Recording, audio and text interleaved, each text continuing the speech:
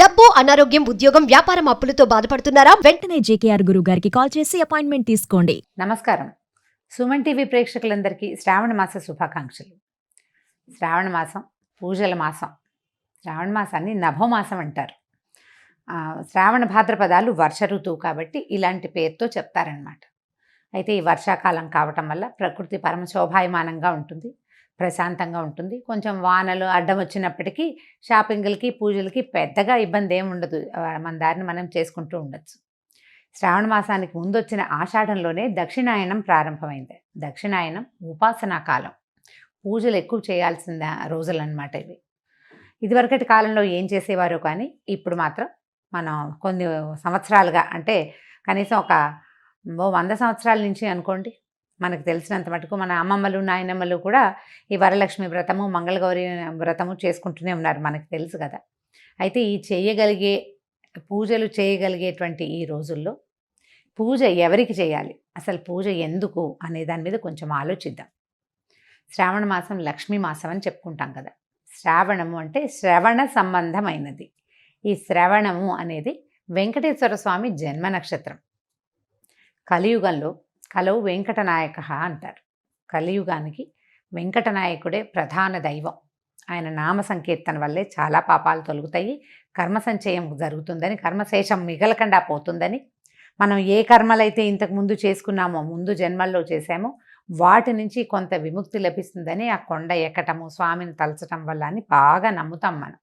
అయితే స్వామివారి జన్మ నక్షత్రమైన ఈ శ్రవణ నక్షత్రానికి సంబంధించినటువంటి శ్రావణ మాసము లక్ష్మీ అమ్మవారికి అత్యంత ప్రీతిదాయకమని చెప్పబడుతుంది. లక్ష్మితో పాటుగా మంగళవారాలు మంగళ గౌరీ వ్రతాన్ని కూడా ఈ కాలంలో చేసుకుంటాం. అయితే లక్ష్మీదేవి అనగానే ఏమిటి లక్ష్మీదేవి స్వరూపం? లక్ష్మీదేవి భర్తని అనుసరించి ఉంటుంది. అనుసరించి అంటం కంటే నిత్యానపాయినిగా ఉంటుంది. ఆయన్ని వీడి ఉండదు, భర్తతోటి కలిసే ఉంటుంది. ఇప్పుడు అత్యంత శక్తివంతుడు, ప్రపంచ నిర్మాణ సారథి, ప్రపంచాన్ని నడిపేటువంటి వాడు అయినటువంటి భగవంతుడైన శ్రీమన్నారాయణుడి సతీమతి అయినటువంటి లక్ష్మీదేవి ఆయనని వదిలిపెట్టి ఉండదు. ఆయన యొక్క శక్తి లక్ష్మీదేవే అని చెప్పాలి మనం. భగవంతుణ్ణి నడిపించేదే లక్ష్మి. భగవంతుడు మనని నడిపిస్తాడు. మనని నడిపించే భగవంతుని యొక్క నడక శక్తి అయినటువంటి లక్ష్మీదేవిని నిత్యము అర్చించడము చాలా శుభస్కరము, అత్యద్భుతమైన విషయం. అయితే ఇప్పుడు లక్ష్మీదేవి అనగానే మనకు ఒక రూపం, ఒక ధ్యానం వస్తుంటుంది. చక్కగా పద్మాసనం వేసుకుని ఎర్రటి తామర పువ్వులో కూర్చుని ఉంటుంది. చేతుల్లో ఇంచి ఇలా ధనరాశులు చేతిలో ఇంచి రాలుతున్నట్టు, పక్కన 2 ధనపు కుండలు పెట్టి వెనకాల 2 ఏనుగులు ఆమెను అర్చిస్తున్నట్టుగా అట్లా మనకి గుర్తొస్తుంది. లక్ష్మీదేవి అనగానే ధనం చేత్తో వేసేది, ఓ చెయ్యిలాగా ఒక చెయ్యిలాగా ఉంటుంది. చేతిలో నుంచి పడిపోతుంటే ఇందులో నుంచి ప్రసాదంలాగా మనకి డబ్బు వచ్చేస్తున్న భావన వస్తుంది. డబ్బు, ధనము అది ఇచ్చే దేవత లక్ష్మీదేవి. కానీ లక్ష్మి అంటే ధనం కాదండి. లక్ష్మి అంటే శ్రద్ధ. లక్ష్మి అంటే వృద్ధి. ఎక్కడైతే శ్రద్ధ ఉంటుందో అక్కడ వృద్ధి ఉంటుంది అని చెప్పబడుతుంది. శ్రద్ధకి ఎంత చిన్న చిన్న విషయాల్లో అయినా శ్రద్ధ కావాల్సిందే. మన ఇంట్లో ఓ సూది ఉంది, మనకు చీర జరిగింది, కుట్టుకుంటాం. మన సూదేనని కసకసా చేసేస్తామా? చెయ్యము. శ్రద్ధగా చేయాలి. అప్పుడు చెయ్యి తెగదు, చేతిలో గుచ్చుకోదు, వస్తువు సజావుగా అవుతుంది మనం చేస్తున్న పని. ప్రతి విషయంలోనూ ఇటువంటి శ్రద్ధే కావాలి. చూడండి, ఒక అరటిపండు తింటున్నాం, అరటిపండు జారి కింద పడిపోయింది. కళ్ళకత్తుకుని తీసి నోట్లో వేసుకుంటామా? కింద పడిపోయిందని పడేస్తాం. అదే ఒక 100 రూపాయల నోటు, ఒక రూపాయి బిళ్ళ కనీసం కింద పడింది అనుకోండి, ఏం చేస్తాం? బురదలో పడితే కడుక్కుంటాం. కాగితం కనుక బురదలో పడితే అలాగా తుడుచుకుంటాం, కళ్ళు కత్తుకుంటాం. అమ్మో మాలక్షమ్మ కోపం వస్తుంది అని. ప్రతిదాన్ని ఇదే శ్రద్ధగా తీసుకోవాలి. నీ యందు ఉన్న శ్రద్ధే లక్ష్మీ అనుగ్రహం. మనకి ప్రతి విషయంలోనూ లక్ష్మీదేవి అనుగ్రహం కావాలి. ఎక్కడెక్కడ కావాలి చూడండి. తెల్లవారి నిద్ర లేవడానికి అక్కడి నుంచి మొదలు పెడితే ప్రతి విషయము, ప్రతి దాంట్లోనూ నీకు ధైర్యం కావాలి, దానికి లక్ష్మీదేవి అవసరం. నీకు జ్ఞానం కావాలి, విద్యాలక్ష్మి అవసరం. నీకు ధనం కావాలి, ధనలక్ష్మి అవసరం. ధాన్యం పంటలు పండిస్తున్నావు, ధాన్యలక్ష్మి అవసరం. మన దగ్గర 4 ఆవులు ఉన్నాయి, పాడి పంట వృద్ధి చెందాలి, అక్కడ అక్కడ కావాల్సిన లక్ష్మి, గోలక్ష్మి, గోమాలక్ష్మి, ఆవిడ సహకారం ఉండాలి. ధాన్యలక్ష్మితో పాటు పంటలు బాగా పండాలంటే సస్యలక్ష్మి కావాలి. ప్రతి చోట ఉండే సమృద్ధి సరి అయినదే లక్ష్మీ అవతారం. అటువంటి లక్ష్మిని సాకారంగా పూజించేందుకే ఈ శ్రావణ మాసాన్ని నిర్ధారించారు. సాకారంగా పూజించాలి అంటే మనం చక్కగా ఒక కలశం పెట్టుకుని ఆ కలశానికి చక్కగా అలంకారం చేసుకోవటం, మామిడి మండలు వాటితోటి అలంకరించుకోవటం, మామిడాకులతో అలంకారం చేసి ఒక కొబ్బరికాయ పెడతాం, దానికి ఒక వస్త్రధారణ చేస్తాం కలశానికి. కలశంలో లక్ష్మీదేవిని ఆవాహన చేసుకుంటాము. ఓ చిన్న ప్రతిమ ఏదైనా పెట్టుకుంటాము. కొద్దిగా బంగారమైన శ్రావణంలో కొనుక్కోవాలనుకుంటాము. ఈ బంగారం వృద్ధవుతుందన్న నమ్మకంతో, శ్రద్ధతోటి కొన్న వస్తువు వృద్ధవుతుంది. అదే పాయింట్. ఇట్లా మనం ప్రతి సంవత్సరము చేస్తే బోల్డ్ సంవత్సరాలు ఇది గడిచే కొందికి బోల్డ్ బంగారం తయారవుతుంది. అయితే ఏటా వచ్చే పూజకి పెద్దగా చెప్పుకునేందుకు ఏమీ ఉండదు. కానీ ప్రతి సంవత్సరము మనం చక్కగా ఇళ్ళు వాకిళ్ళు బాగు చేసుకుంటాము, దేవుడి గది బాగా శుభ్రం చేసుకుంటాము, కొత్త ప్రతిమలు ఏమైనా కొనుక్కుని తెచ్చుకుంటాము, కొత్త బట్టలు కొంటాము, కొత్తగా ఒక లక్ష్మీ రూపు కొనుక్కుని తెచ్చుకుంటాము. పుట్టింటి వాళ్ళు ఇస్తారు, అత్తవారింటి వాళ్ళు ఇస్తారు. ఎవరికైనా ఏదైనా ఇవ్వదలుచుకుంటే శ్రావణ మాసంలో ఇస్తే ఫలితం బాగుంటుంది. బోలెడన్ని తెలుస్తూ ఉంటాయి. ఈ మార్గంలోనే నిత్యము లక్ష్మీ ఆరాధన చేయడానికి ఈ నెల రోజులు అత్యంత శ్రేష్టమైనవి. విశేషమైన ఆరాధన చేయగలిగే వాళ్ళు, చక్కగా వస్త్రాలంకరణ చేసి రూపులు కొనుక్కుని చేయగలిగిన వాళ్ళు చేసుకోవచ్చు. ఒకవేళ చేయలేని వాళ్ళు ఏం చేయాలి?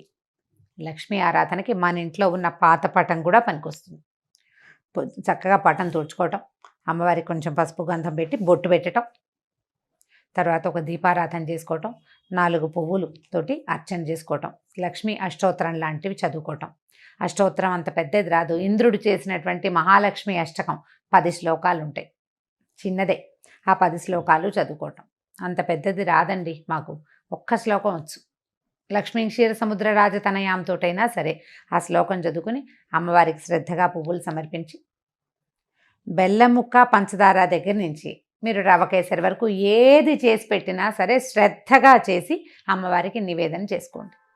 ఈ నెల రోజులు ఇలా శ్రద్ధగా ఆరాధించిన వాళ్ళకి అన్ని విధాల సర్వతోముఖాభివృద్ధి లభిస్తుంది. బాగా సాంగంగా చేయగలిగిన విధానంతో చేసుకోగలిగిన వాళ్ళు చేసుకుంటారు. చేసుకోలేకపోయినా కూడా మాకు రాదు కాబట్టి మేము చేయలేము అన్న భావన పడద్దు. అసలు పూజకి రావడం కాదు కావాల్సింది, శ్రద్ధ కావాలి. శ్రద్ధతోటి లక్ష్మీ ఆరాధన చేయండి. లక్ష్మీ ఆరాధనలో భాగంగా అసలు లక్ష్మీదేవి ఏ ఏ విషయాల్లో ఉంటుందో చూద్దాం. ఎవరి దగ్గర లక్ష్మి ఉంటుంది? లక్ష్మి అంటే డబ్బు అనుకోవట్లేదు కదా, మనం చాలా విషయాలు చెప్తున్నాం. లక్ష్మి చాలా ఇష్టంగా ఉండే ప్రదేశాలు కొన్ని ఉన్నాయి. అవి ఎన్ని ఉన్నాయండి? కనీసం ఒక 30-40 నేను చెప్తుంటే అలా లిస్ట్ వచ్చేస్తూనే ఉంటుంది. శుభ్రమైన వస్త్రాలు, శుభ్రమైన ఇల్లు, అలంకరించిన వాకిళ్ళు, పోట్లాటలు లేని ఇల్లు, ఏ కీచులాటలు లేనటువంటి సంసారాలు, మన బియ్యం బస్తాలు, బియ్యం డబ్బా, పసుపు డబ్బాలు, పసుపు కుంకాల్లో లక్ష్మీదేవి ఉంటుంది. ఆమెకి ఇష్టం ఆ రంగులు, అక్కడ ఉంటుంది. అందుకని చూడండి, మన ఇంట్లో పసుపు కనుక చివరికి వచ్చింది అనుకోండి, అయిపోయింది పదం వాడనివ్వరు, నిండుకుందనమంటారు. అయిపోయింది అనకూడదు, ఖాళీ చేయకూడదు. అసలు బియ్యం డబ్బాని కూడా ఖాళీ చేయరు, చివరికి 2 గింజలు వెనక్కి వేసుకోవాలి. అలా ఖాళీగా ఉంచకూడదు. అవన్నీ లక్ష్మీ స్థానాలుగా భావిస్తాం. ఇతరులకి సేవ చేసే వాళ్ళకి, ఇతరులకి సహాయం చేసే వాళ్ళ దగ్గర, ఎవరైతే పరమత సహనంతో మెలుగుతారో వాళ్ళ దగ్గర, ఏదైనా తగాదా వచ్చినా తిరగబడి మాట్లాడకుండా ఎవడుంటాడో వాడి దగ్గర, వాడి సహనంలో లక్ష్మి ఉంటుంది. చిన్న పిల్లల్లో, పెద్ద వృద్ధుల్లో, శుభ్రమైన మంచాల మీద, మంచం కూడా లక్ష్మీ స్వరూపమే. మన ఇంట్లో మనం వాడుకునే తిరగలి, రోకలి, రోలు, గుండ్రాయి, ఇవన్నీ కూడా లక్ష్మీ స్వరూపాలే. వీటితోటి మనం ఎంత శ్రద్ధగా ఉంటున్నాము అనే దాన్ని బట్టే లక్ష్మీ కటాక్షం మన మీద ఎంత ఉంటుంది అనేది ఉంటుంది. దేనిని పారేయకూడదు. అన్నం వృధా చేయని ఇళ్లల్లో లక్ష్మీదేవి ఉంటుంది. ఎప్పుడూ వెలుగ్గా ఉండటం, నిత్యము దీపారాధన చేయబడ్డం, సాయంకాల సంధ్యావేళల్లో తలుపులు వేసుకోకుండా లైట్ వెలిగించి తలుపు తీసి పెట్టుకోవాలి. ఆ సమయంలో లక్ష్మీదేవి యొక్క ప్రవర్తన బాగుంటుంది. ఆవిడకి ఇష్టం అనమాట అది. ఆవిడ ఎప్పుడు నడిచి వస్తూ ఉంటుంది బయటికి లోపలికి. పువ్వులతో అలంకరించిన దేవతా స్వరూపాల్లో లక్ష్మి ఉంటుంది, జలంలో లక్ష్మి ఉంటుంది, పాత్రలలో లక్ష్మి ఉంటుంది. వీటన్నిటినీ మనం శుభ్రంగా ఉంచుకోవాలి. ఇలా శుభ్రంగా ఉంచుకున్న వాటి వల్ల మనకి లక్ష్మి పెంపొందుతుంది. పాత్రలు శుభ్రంగా ఉన్నాయి, ఆరోగ్యం పెంపొందుతుంది. మంచం శుభ్రంగా ఉంది, చక్కని నిద్ర పడుతుంది, మరునాడు చక్కగా పనిచేస్తాం మనం. ఇల్లు శుభ్రంగా ఉంటే ఆరోగ్యము బాగుంటుంది, పవిత్రంగా ఉంటుంది, ప్రశాంతంగా ఉంటుంది. ప్రతి వాళ్ళకి జీవితంలో ఏవో కావాలని ఉంటుందండి. అన్నం లేని వాడికి అన్నం కావాలి, అన్నం నీళ్ళు 4 అందేవాడికి ఇంకొంచెం బెటర్మెంట్ కావాలనిపిస్తుంది, ఆ బెటర్మెంట్ కూడా ఉన్నవాడికి ఇంకా పైకి ఎదిగిపోవాలనిపిస్తుంది, ఆ పైకి కూడా ఎదిగాక వాడికి చిత్తశాంతి ఉండదు, వాడికి మనశ్శాంతి కావాలి, శాంతి లక్ష్మి అవసరపడుతుంది. ఇవన్నీ ఉంటే ఆరోగ్యం ఉండదు, ఆరోగ్య లక్ష్మి అవసరపడుతుంది. వ్యక్తులు ప్రతి వాళ్ళు ఏదో ఒక లోటుతోటే ఉంటుంటారు. ఈ లోటులు ఎక్కడ పూరింపబడతాయంటే పూజ వల్ల పూరింపబడతాయని అనుకోకూడదు, శ్రద్ధ వల్ల పూరింపబడతాయి. మనం ఏ పొరపాటు చేస్తున్నాం, దేనివల్ల నాకు ఇది వస్తోంది ఈ సమస్య అని మనకు ఆలోచన వస్తే చాలు, ఆ విషయాన్ని శ్రద్ధతోటి సరి చేసుకుంటే మనకు కావాల్సింది సమకూరుతుంది. వ్యక్తుల యందు ఉండేటువంటి శ్రద్ధే సాక్షాత్ శ్రీ మహాలక్ష్మి స్వరూపం. ఈ శ్రావణ మాసాన్ని మన యొక్క శ్రద్ధామాసంగా మార్చుకోండి. రోజు ఒక కథ విని ఒక ఇది చేసి కార్తీక పురాణంలాగా మా శ్రావణ లక్ష్మి పురాణం అని భావించొద్దు. ఇవి నెల రోజులు మీరు శ్రద్ధగా గనక ఉంటే, శ్రద్ధగా ఉండటం మీకు అలవాటైపోతుంది. ప్రతి విషయంలోనూ ఏ పని చేసినా శ్రద్ధగా చేయాలి. పోట్లాడినా కూడానా అని అడగండి, పోట్లాడకూడదు, పోట్లాడద్దు, కొట్లాడద్దు, కీచులాడద్దు. ఎవరితోటి తగాదా వచ్చే పరిస్థితిని అసలు రానివ్వకుండా ఉంచుకుందాం. ఈ నెలని శ్రద్ధామాసంగా భావించి ఈ నెల రోజులు ఒక దీక్షలాగా దీన్ని చేపట్టండి. ఆ తర్వాత మన ఇళ్లలో సమస్యలు తగ్గిపోతాయి. అత్తగారులతోటి కానీ, భర్తలతోటి కానీ, ఆడపడుచులతోటి కానీ, పిల్లలతోటి కానీ సమస్యలు ఉండవు. ఒకవేళ మనం ఆఫీస్లో పనిచేస్తుంటే ఆఫీస్ వాళ్ళతోటి కూడా మనకు సమస్యలు తగ్గిపోతాయి. శుభ్రత, జాగ్రత్త పెరిగితే ఆరోగ్యం పెంపొందుతుంది. మీరు రోజంతా ప్రశాంతంగా ఉండి శ్రద్ధగా ప్రశాంతంగా ఉండడానికి ప్రయత్నం చేస్తే ఆరోగ్య సమస్యలన్నీ తగ్గుతాయి, చిత్తశాంతి ఆటోమేటిక్గా వచ్చేస్తుంది. ప్రయత్నించి మొత్తం మామ్స్ అందరూ కనుక దీనికోసం ట్రై చేస్తే ఆటోమేటిక్గా డాడ్స్ అండ్ కిడ్స్ ట్రై చేస్తారు. తప్పకుండా ప్రయత్నించండి. కనీసం అయ్యో ఇవాళ చేయలేకపోయాను రేపైనా చేద్దాం అని అనుకోండి. ఇవాళ పోట్లాడేసేయాల్సి వచ్చింది, లేదా గొడవ పడాల్సి వచ్చింది, లేదా ఏదో వస్తువు పడిపోయింది, పగిలిపోయింది, పాలు విరిగిపోయినాయి, ఇలా అజాగ్రత్తలు బోల్డన్ అవుతాయి కదా, వాటన్నిటినీ సరి చేసుకునేందుకు ట్రై చేయండి. ఇవాళ పొద్దున్న నుంచి మనం ఆలోచించాలి. పాలు పొంగిపోకూడదు, జ్ఞాపకం పెట్టుకోండి.